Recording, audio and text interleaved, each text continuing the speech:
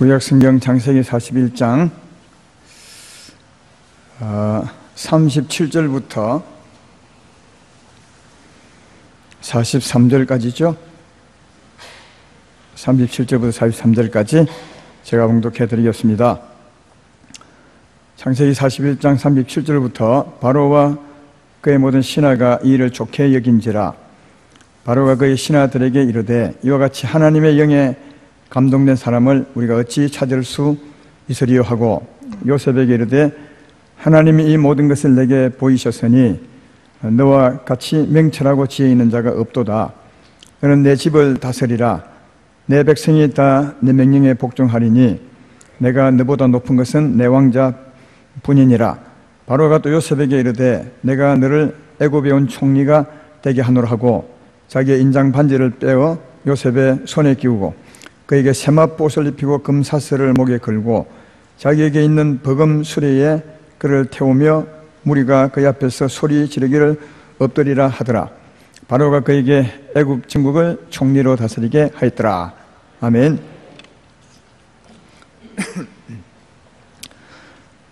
오늘 전할 말씀은 왕으로 세우시는 것이 꿈인 하나님, 우리를 왕으로 세우는 것이 하나님의 꿈이라는 말이죠. 이런 제목으로 말씀을 전하겠습니다. 오늘 읽었던 그 본문의 말씀은 요셉이 드디어 총리가 되는 거죠. 하나님께서 총리로 세우신 겁니다.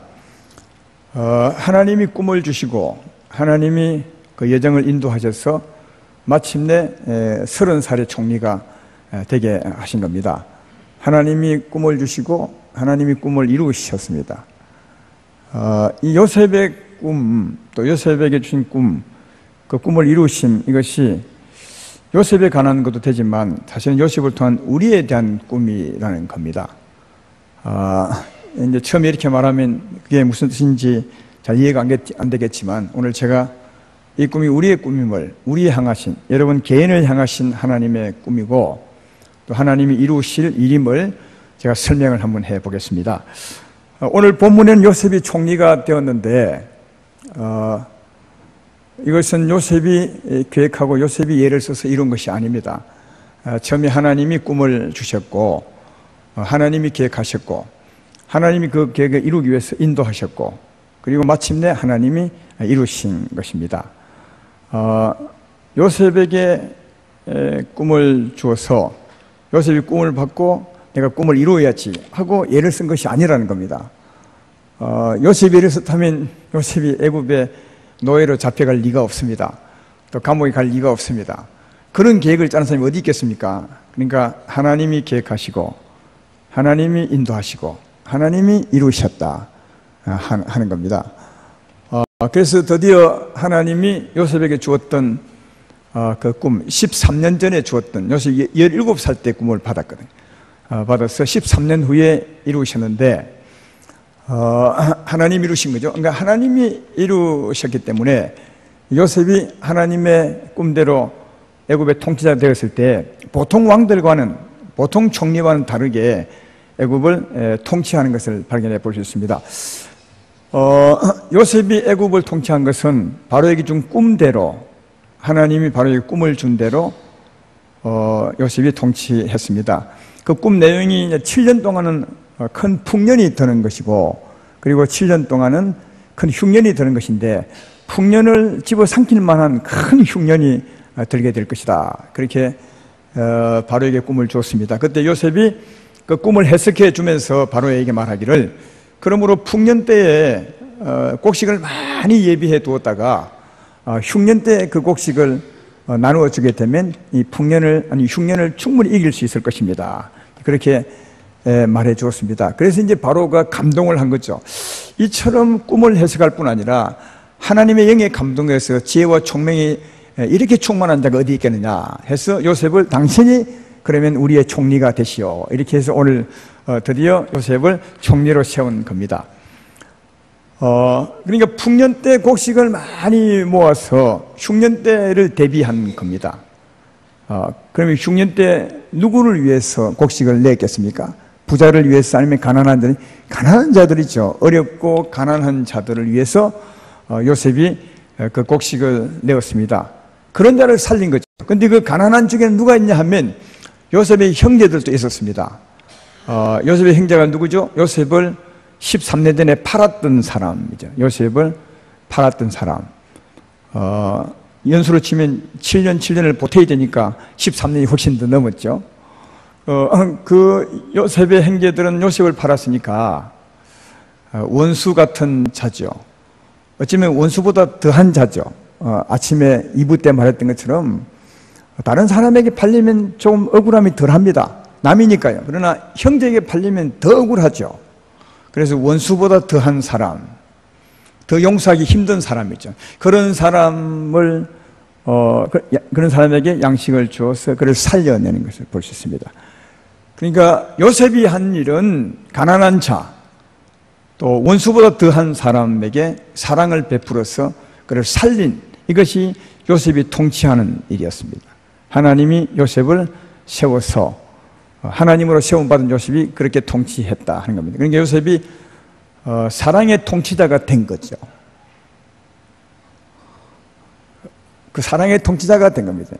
이게 하나님이 세운 통치자, 마침내 사랑의 통치자가 되어 있는 것을 발견해 보시는데, 그 사랑의 통치자가 된 것은 그냥 어느 날 하나님이 그런 통치자를 세운 것이 아니라, 사랑의 통치자, 그것은 그의 삶의 여정과 너무나 관계가 있습니다.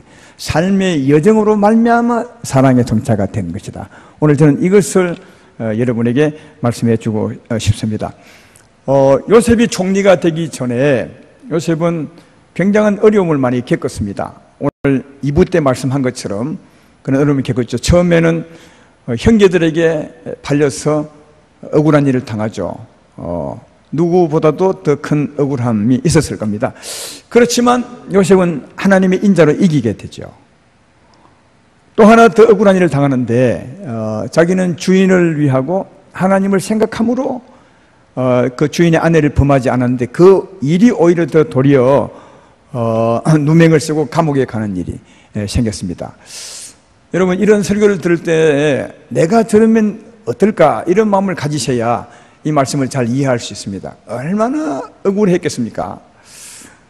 특별히 내가 정말 잘해주는데, 그를 사랑함으로 잘해주는데 오히려 도리어 그것을 못한 일로 여겨서 누명을 씌울 때, 또 내가 그렇게 하지 않고 분명히 잘했는데 그렇지 않다고 말할 때, 근데 이 말이 안 받아들일 때 힘이 없었어요. 그때 정말 답답함이 굉장할 것이라 그런 생각이 듭니다. 힘이 있는 사람들이야 백을 쓰고 돈을 써서 그래도 뭔가 말이라도 좀 넣어줄 수 있습니다. 그러나 힘이 없으면 말도 넣을 수 없습니다. 내가 하지 않았는데 그리 했다고 몰아붙일 때 그 말도 못하는 그 안타까움, 답답함이 얼마나 크겠냐.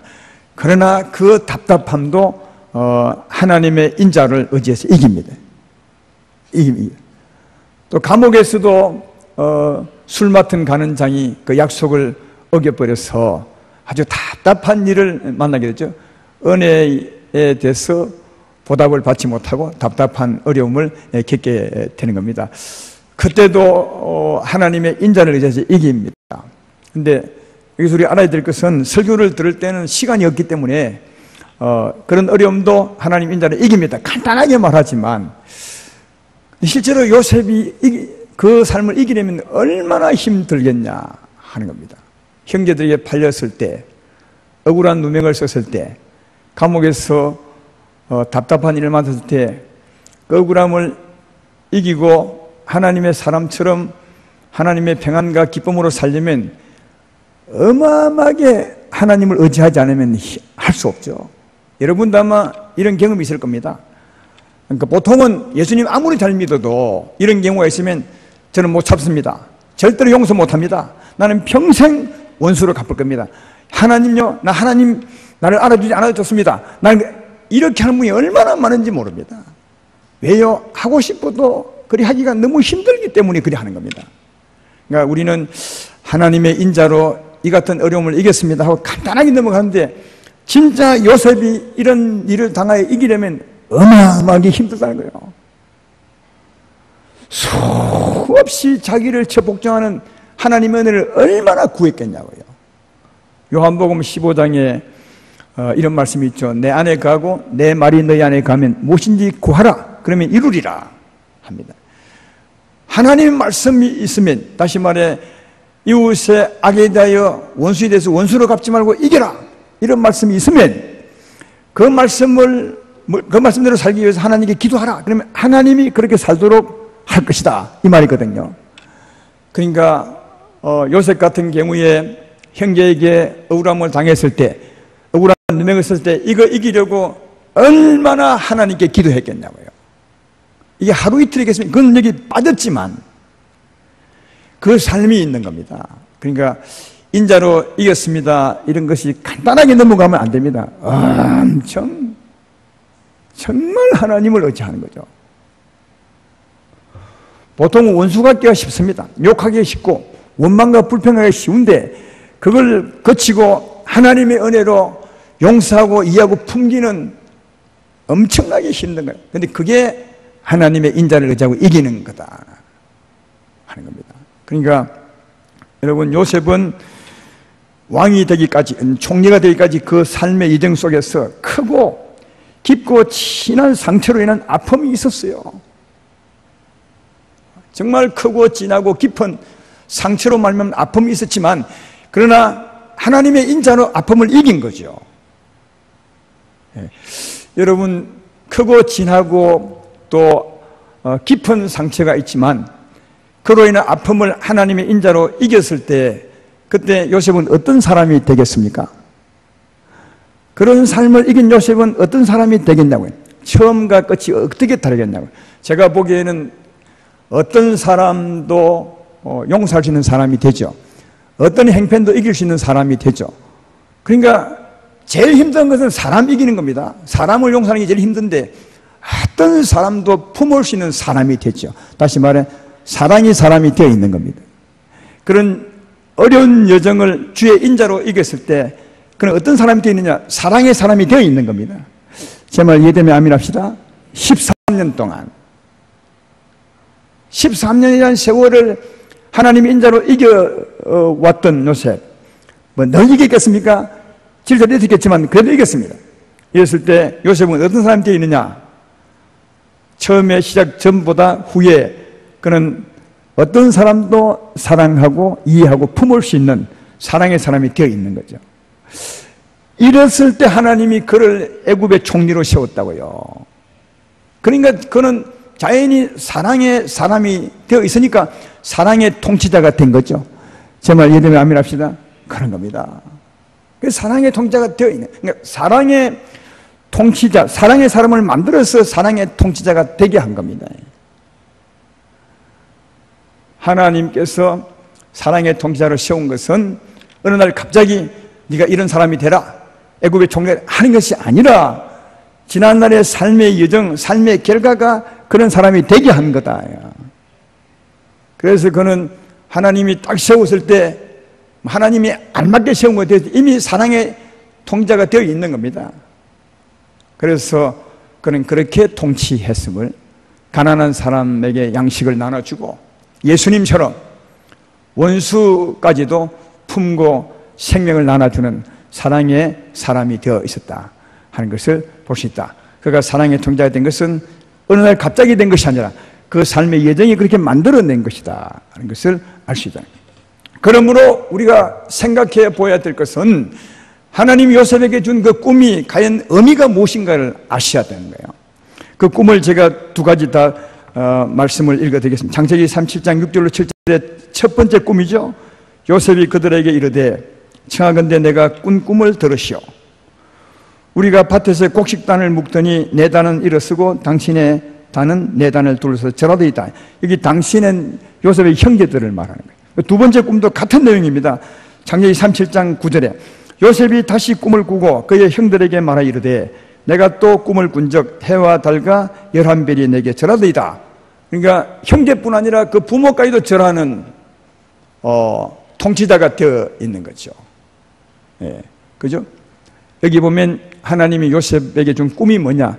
요셉을 통치자로, 총리로 세우는 거였습니다. 총리로 세우는 건데, 여러분, 이 꿈이 어떤 꿈이겠느냐? 그냥 우리는 보통 이 말씀할 때, 우리가 열심히 예수 믿으면, 교회 열심히 다니고 헌금 열심히 하면 하나님 언젠가 나를 계급이 높은 사람을 만들어 주겠구나, 이렇게 생각하고, 또 이걸 또 다른 방향으로 말하면 하나님 나를 잘 되게 하겠구나, 부자가 되겠구나, 사업이 잘 되겠구나, 이런 식으로만 육적으로만 해석을 해버리는데, 여기 하나님이 요셉에게 준 꿈, 너를 통치자로 세우리라, 여기 통치자는 육적인 꿈이 아니라는 거예요. 진짜 왕이라는 거예요. 영적인 왕이라는 거예요. 사랑의 왕이라는 거예요. 제 말 이해되십니까? 그러니까 세상에 계급 높은 사람을 말하는 것이 아니에요. 하나님 나라 진짜 왕이라는 거예요. 진짜 사랑의 통치자, 그런 사람을 만드는 것이 요셉을 향한 하나님의 꿈이었다는 거예요. 그러면 여러분에게 내가 역으로 질문해보겠습니다. 하나님이 여러분을 향한 진짜 꿈이 뭐겠어요? 나를 향한 하나님의 꿈이 있지, 내가 하나님의 자녀인데, 정말 대단한 하나님의 구별된 백성인데 나를 향한 꿈이 없겠습니까? 어떤 부모도 자식을 향한 꿈이 있습니다. 물론 하나님과 다른 꿈이지만, 그것처럼 진정한 우리 아버지 하나님은 우리 개인 한 사람을 향한 꿈이 있는 거죠. 여러분을 향한 꿈이 뭐라고 생각하십니까? 성경에는 너무 잘 나와 있습니다. 한번 볼까요? 하나님이 우리에게 주신 최고의 꿈이 뭐냐? 누가복음 22장 28절로 30절에 이렇게 말합니다. 너희는 나의 모든 시험 중에 항상 나와 함께한 자들인즉, 예수님이 제자들에게 한 말이에요.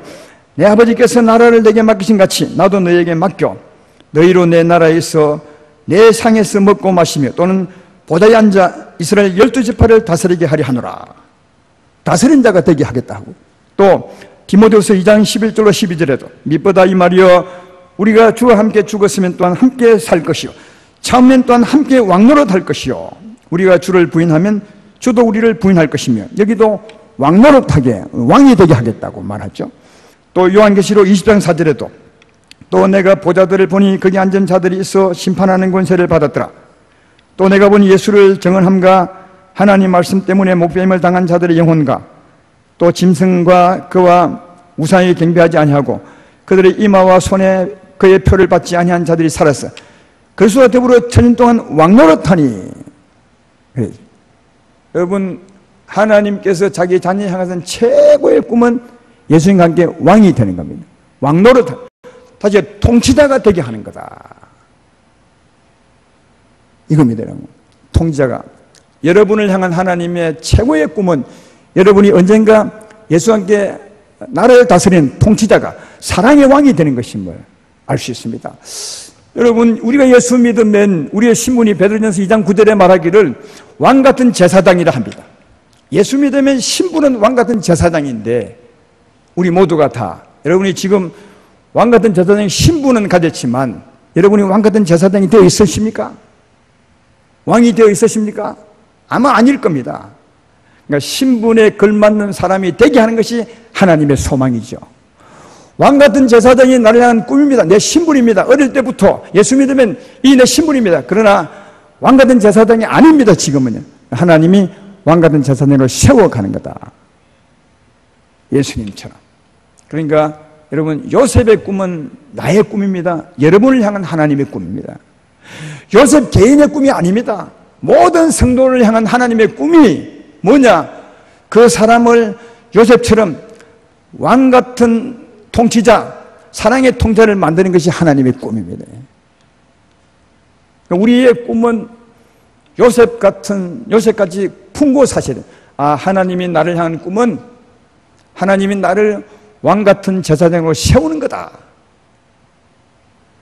통제로 세우는 거다. 예. 아까 우리는 요셉에 대한 꿈을 다 육적으로 해석하는 분이 너무 많다고 했는데, 육적으로 해석한다면요, 요셉을 총리로 왕으로 세우는 것이라면 우리 여기 세대에 왕이 몇 사람, 한 사람 겨우 나올 동 말도 하냐. 왜? 왕은 여러 사람이 아닙니다. 지금 우리나라 왕은 한 사람밖에 없습니다.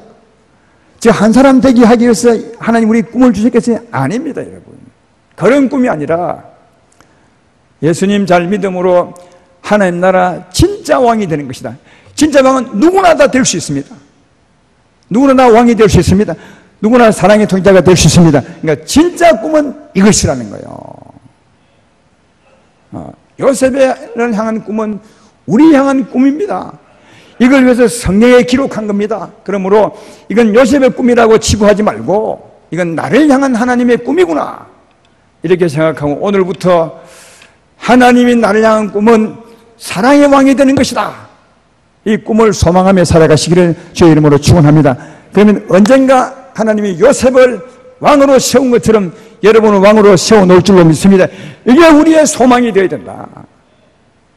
여자나 남자나 하나님 나라는 구별이 없습니다. 얼마나 공평하고 좋은 나라인지 모릅니다.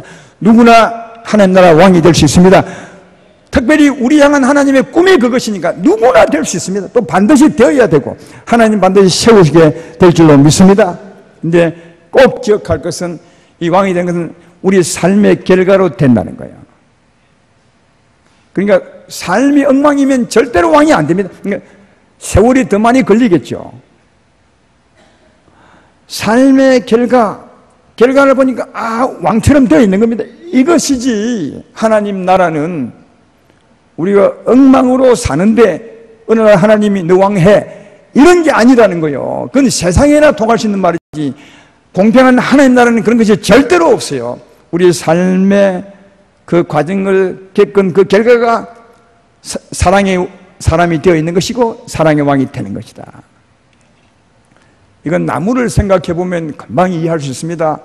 오늘 2부 예배 때 시냇가에 심은 나무 얘기를 했는데 그 나무가 바람이 불어도 또 가뭄이 와도 어떤 어려움이 온다 해도 그 물을 끌어올려서 하나님의 은혜, 하나님의 인자를 의지해서 산다면 그 나무는 푸를 것이며 꽃을 피울 것이며 열매를 맺을 것이며 잘 익은 열매를 사람들에게 제공하겠죠.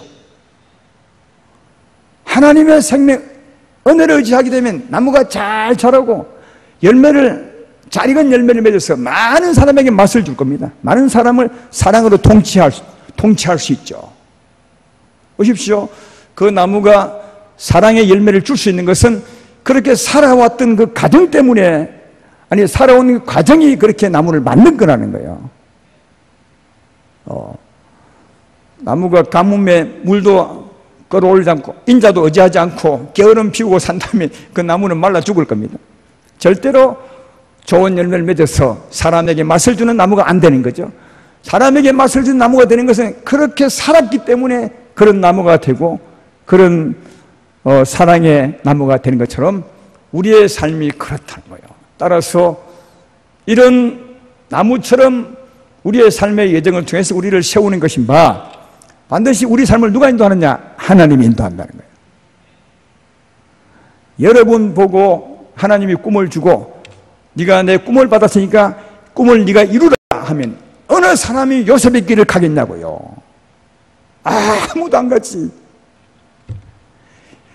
하나님에게는 꿈은 내가 노력해서 이루는 것이 아닙니다. 하나님이 인도해 가는 거죠. 그렇죠? 하나님이 인도해. 여러분, 그래서 하나님 인도해 가기 때문에 내가 예상치 못한 일을 갈 수 있습니다. 요셉이 노예로 팔려가는 것을 예상이나 했겠습니까?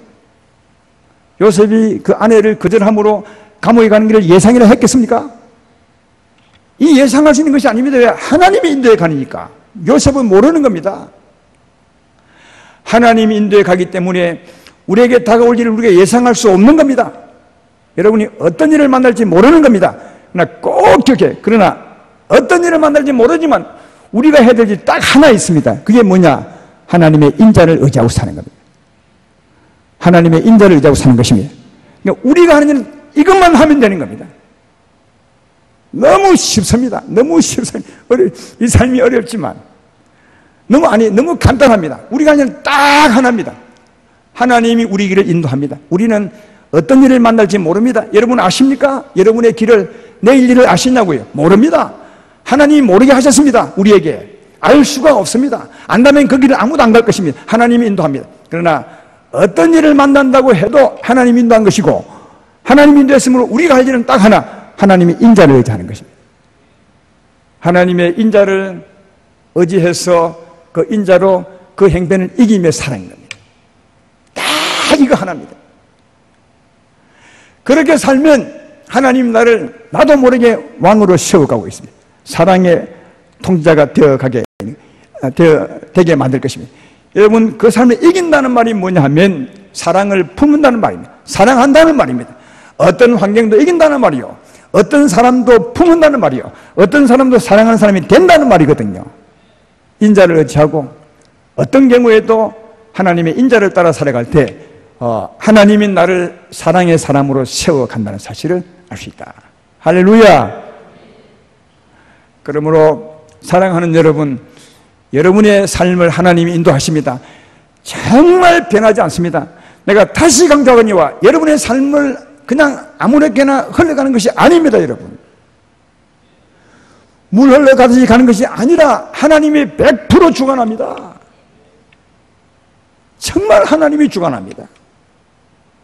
그래서 어려움을 자청할 필요는 없습니다. 하나님 내게 어려움을 주십시오. 어려움을 줘야 내가 하나님을 의지하고 하나님을 의지해야, 그렇게 할 필요는 없습니다. 어려움이 올 것입니다. 때때로. 또 때때로 하나님이 우리를 아시기 때문에 또 우리 삶을 편안하게 하실 것입니다. 이건 하나님이 합니다. 어쨌든 하나님이 인도한다는 걸 기억하시고 그 행편에서 요셉 같은 어려움이 온다 해도 하나님의 인자로 이기는 것입니다. 요셉같이 억울한 일을 당한다 해도 하나님의 인자로 이기는 것입니다. 요셉처럼 답답한 일을 당해도 하나님 인자로 이기는 것입니다.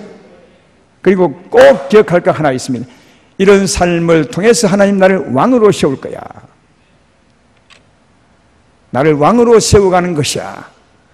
내게 두신 하나님의 꿈을 하나님이 이루실 것이야. 이 소망을 꼭 가지고 사셔야 돼. 소망이 없으면 꿈도 이룰 수 없는 겁니다. 소망, 내게 두신 꿈 하나님이 이룰 것이라 하고 그 꿈을 이루는 삶을 살아가면서 소망을 가질 때 하나님은 그 소망대로 그 꿈이 이루어지게 할 줄로 믿습니다. 절대로 낭망하지 마시고 하나님 인자로 이겨가시는 여러분 되기를 주의 이름으로 축원합니다. 야고보서 1장 2절 말씀에 이런 말씀이 있습니다. 내 형제들아, 너희가 여러 가지 시험을 당하거든 온전히 기쁘게 여기라. 이런 분이 있으십니까? 시험을 만나거든, 요셉처럼 형제에게 팔리거든, 요셉처럼 형제에게 억울한 누명을 쓰고 감옥에 가거든, 요셉처럼 배반을 당하거든 온전히 기쁘게 여기라. 이럴 분이 있으십니까? 근데 이 말씀은 그런 말씀이에요. 근데 어떻게 그런 일을 당할 때 기쁘게 하라. 아, 주여 기쁩니다.